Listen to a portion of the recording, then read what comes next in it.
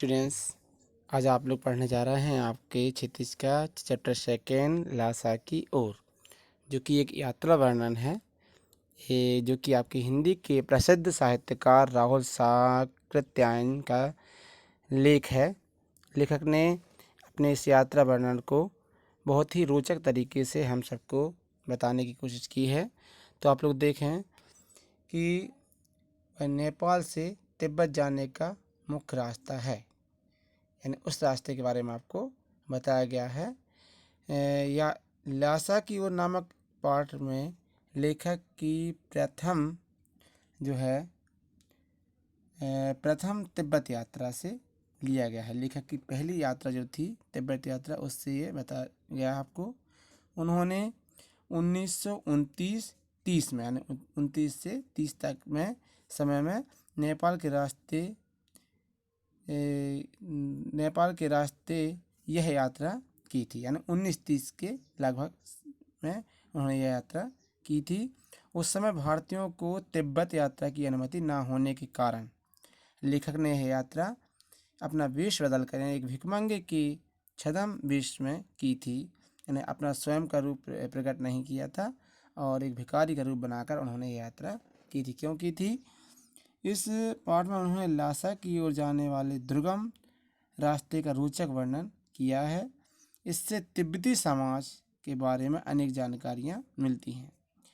लेखक ने अपनी तिब्बत की यात्रा नेपाल तिब्बत के मार्ग से की थी, क्योंकि वह फरी कलिडपोर्ट का रास्ता नहीं खुला था, यानी जिस रास्ते से आप जाते हैं वह रास्ता पहले नहीं खुला था। इस कारण उन्होंने इस तरह यहाँ से नेपाल से तिब्बत के मार्ग की ओर जाना सुनिश्चित किया था। इसी रास्ते से हिंदुस्तानी वस्तुएं भी तिब्बत जाती थी। जो रास्ता हम आपको बता रहे हैं, इस रास्ते से क्या होता था, हिंदुस्तानी वस्तुएं तिब्बत भी जाती थीं। यह व्यापारी तथा सैनिक रास्ता था। इस पर जगह जगह फौजी चौकियां और किले बने थे, जिनमें चीनी सेना रहती थी। तो कहना चाहिए यह चीनी सेना के निवास का स्थान भी था। कुछ किलों में किसानों ने अपना डेरा जमा लिया था, यानी कुछ किले जो थे वहाँ पर किसान लोग भी रहा करते थे। लेखक ऐसे ही एक परित्यक्त, यानी कहना चाहिए कि त्यागा हुआ, छोड़ा हुआ जो है, किले के पास चाय पीने के लिए रुका था। तिब्बत में यात्रियों के लिए कुछ अच्छी बातें हैं, यानी तिब्बत में जो यात्री हैं, यात्रियों के लिए कुछ अच्छी बातें हैं, तो कुछ तकलीफ भी हैं। आप देखिए, यहाँ जाति पाति, छुआछूत, पर्दा प्रथा जैसी को प्रथाएं नहीं हैं। लोग अपने घरों को खुला रखते हैं। यहाँ की बहुएं या उनकी सासें यात्रियों को या अपरिचितों को भी चाय बनाकर दे देती हैं।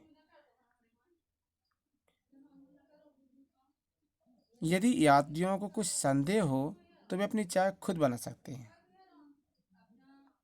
यदि उन्हें ऐसा लगता है कि हमें अपनी चाय खुद बना के पीना है तो वो खुद बना सकते थे। उस परित्यक्त चीनी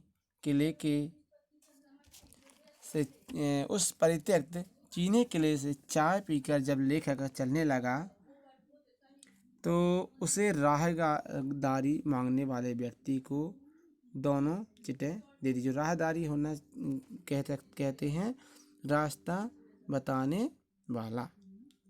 यात्रा या रास्ते का जो कर रहता है, जो कर यानी जो आप टैक्स, जो यदि हम आपको रास्ता बताएंगे, राहदारी मतलब बताने वाला जो आपसे जो पैसा लेता है रास्ता बताने का जो लेता है, उसे हम कहते हैं राहदारी देना। राहदारी मांगने वाले व्यक्ति को दोनों चिटें दे दी। थोइला के आखिरी गांव में उसे मित्र सुमति के जान पहचान के लोग मिले, यानी वहाँ कुछ परिचित लोग उनसे मिले। तो क्या होता है इस कारण लेखक को ठहरने की अच्छी जगह मिल गई। जब अपना पहचान का कोई व्यक्ति मिल जाता है तो हमें अपनी वो आधी कहना चाहिए बहुत सारी टेंशन कम जाती हैं और हमें आगे जाने का रास्ता हमें दिखाई देने लगता है और रास्ता आसान हो जाता है। 5 साल बाद लेखक जब भद्र यात्री के बीच में घोड़े पर सवार होकर आया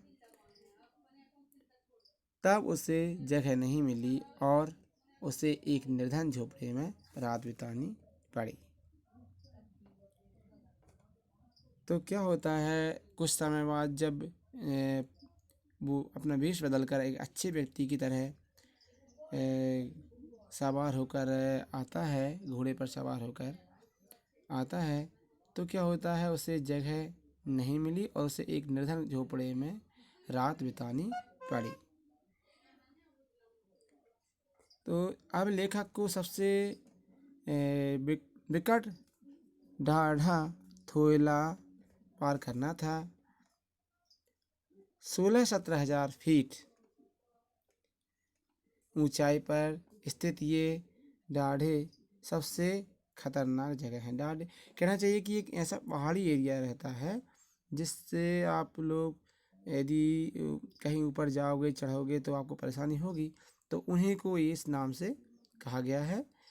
इनके आसपास कोई गांव नहीं होता, इनके आसपास कोई गांव नहीं होता। नदियां के मोड़ और पहाड़ों के कोनों के कारण दूर तक आदमी नहीं दिखते। यह डाकुओं के लिए अत्यंत सुरक्षित जगह है। डाकू आदमी को पहले मारते हैं, फिर लूट के लिए माल खोजते हैं।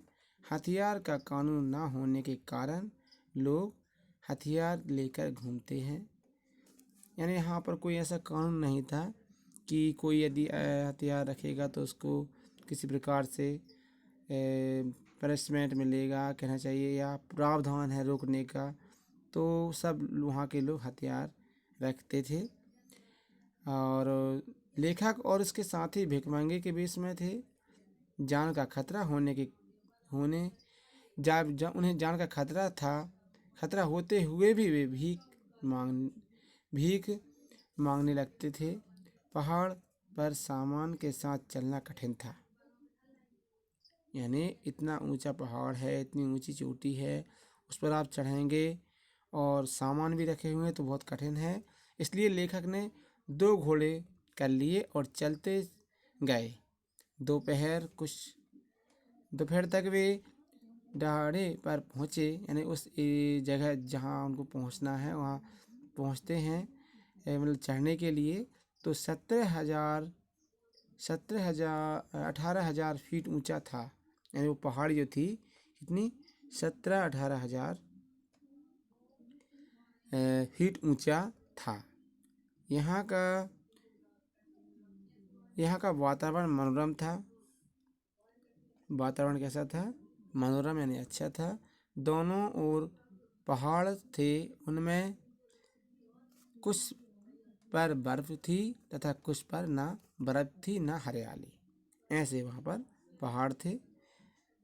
सबसे ऊंचे स्थान पर देव स्थान था। देखिए बहुत अच्छी बात है, सबसे ऊपर जो स्थान था वहाँ पर देवताओं का स्थान बना हुआ था, जिसे कपड़े तथा झंडियों से सजाया गया था। ठीक है, लेखक को अब उत्तराई की ओर चलना था। उसके साथ उसके 1-2 साथी और चल रहे थे,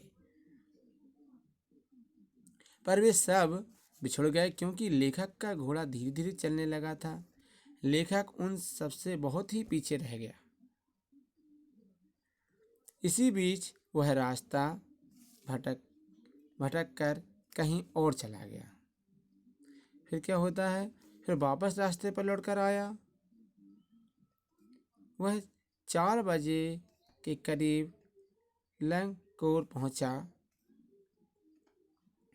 वहां पहुंचते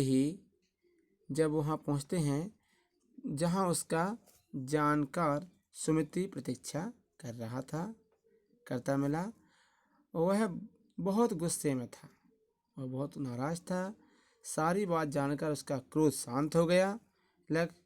लंकूर में वह अच्छी तरह जगह रुका।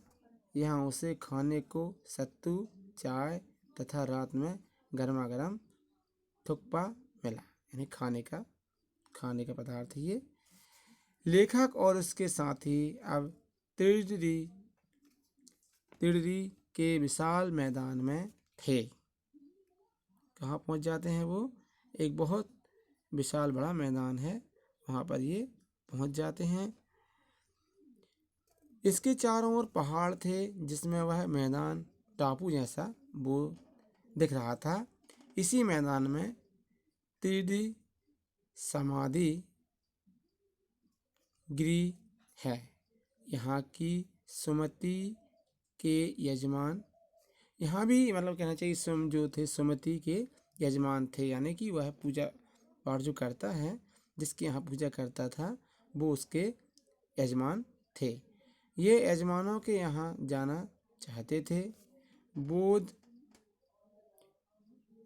गए उन्हें, लेखक ने उन्हें ऐसा कहना चाहिए, जब वहाँ जाना चाहते थे तो बोध गया से लाए डंडे ख़त्म होने पर क्या होता था, डंडे यानी जो हाथ में बांधने वाले धागे रहते हैं, वो लेकर आए थे।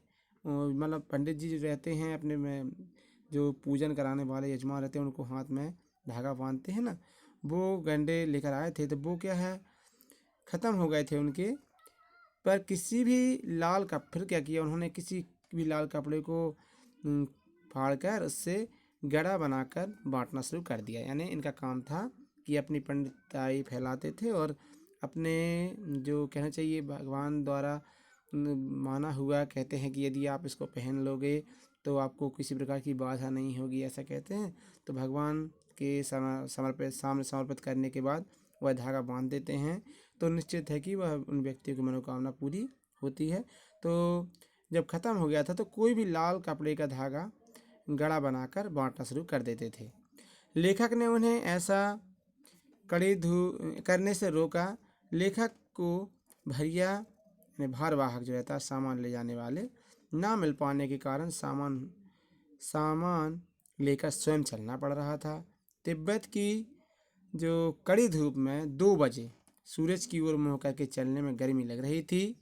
सुमति अपने एक यजमान से मिलना चाह रहे थे, इसलिए उन्होंने सेकर विहार की ओर चलने के लिए कहा। यानी वहाँ से उनका उस रास्ते में उनका कोई यजमान था।